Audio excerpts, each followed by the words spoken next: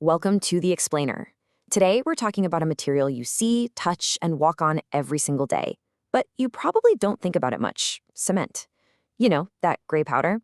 It's the magic ingredient in concrete, which is the most used substance on Earth, right after water. Yeah, you heard that right. And it literally holds our entire modern world together. Okay, let's just jump right in with a number that is, well, it's pretty hard to wrap your head around. 4,000 million tons.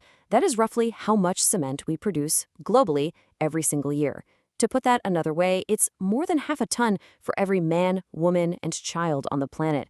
It's just a staggering amount of stuff. So making all that powder has a huge impact. And here's where it gets really, really interesting. Producing all that cement accounts for a massive chunk of global CO2 emissions. We're talking about 7 to 8% of the world's total. Get this, if the cement industry were its own country, it would be the third largest carbon emitter in the world. And a lot of that is just baked into the basic chemistry of how you make it. So that really sets up a huge question, doesn't it? How did we become so completely dependent on a material that has such an enormous footprint? To figure that out, we've got to rewind the clock and see how this all started. So, Section 1, an accidental discovery. Long before we had modern cement, ancient builders were absolute masters. They used things like lime and gypsum to build incredible monuments. But the first real game changer came kind of by accident from the Romans. They found that adding volcanic ash to their lime mortar made it way stronger and more durable. It was a total breakthrough. That Roman trick of using what we now call apozzoline, that volcanic ash, it kicked off centuries of tinkering and experimenting. The road to the cement we use today was a long one, but one of the biggest leaps forward came from a guy who ended up with a pretty cool title. And that man was John Smeaton. People call him the father of civil engineering because, well, he was the first big-shot engineer who wasn't in the military. And while he was building his famous Eddystone Lighthouse, he stumbled onto a really crucial secret. So here's what Smeaton figured out. He noticed some of his lime worked way better than others. And the secret ingredient? Clay. It turns out the very thing people thought was just a messy impurity was actually the key. He realized that this clay-rich mix created a mortar that could actually harden underwater. For anyone building lighthouses or bridges, this was absolutely revolutionary.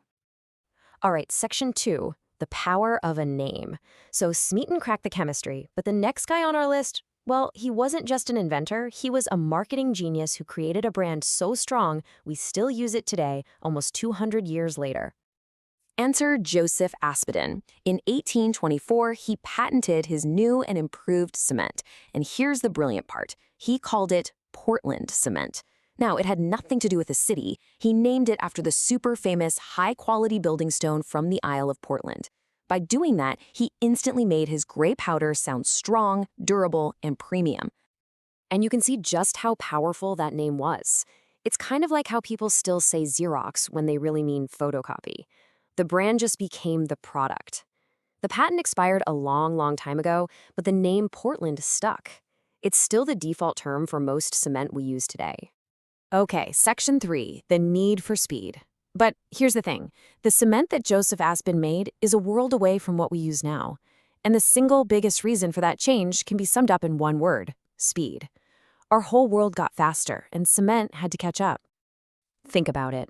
In the old days, builders were patient. They could wait for weeks, even months, for concrete to cure and get to full strength. Not anymore. Today's construction industry is all about speed. They need concrete that gets hard and gets strong, like right now. It's like we've gone from a slow, strategic, multi-day building game to an all-out, high-intensity sprint. So how in the world did they make cement faster? It all comes down to how it's cooked. The old way used slow, batch-style kilns. Today, it's all about massive, continuous rotary kilns. The material is burned hotter and faster, and then it's cooled down super quickly. All of this creates smaller, more reactive crystals inside the cement.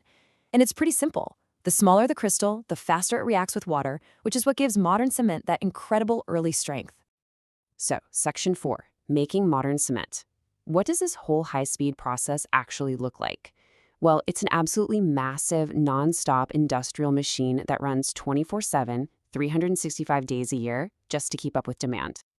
It all starts with a bang. Literally, they blast limestone out of the ground in a quarry. That rock gets crushed, then ground into a super fine powder, which is then fed into a giant rotating kiln. And inside that kiln, it gets heated to about 1500 degrees Celsius. That is hotter than lava. This creates these little gray nodules called clinker. They're cooled down fast, ground up with a little gypsum, and that's it. You have cement. And now for our last section, a complicated legacy. Because after this whole incredible journey from a lucky find with volcanic ash to this massive, highly engineered process, we're left with a material that is both a modern miracle and a monumental challenge. And this really gets us to the heart of it, what you could call the great paradox of cement. On one hand, it's the stuff that has built our world, our cities, our bridges, our homes. We make it in quantities that are almost impossible to imagine. And it is so, so cheap, often cheaper than bottled water. But, and it's a huge but, making it is a primary driver of CO2 emissions, and it uses a mind-boggling amount of energy. So that brings us full circle.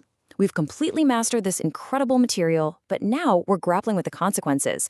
The story of cement has gotten us this far, but the next chapter, that's going to be about what comes next. How do we keep building without paying such a high price?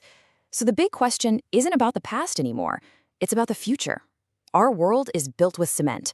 What are we going to build our future with?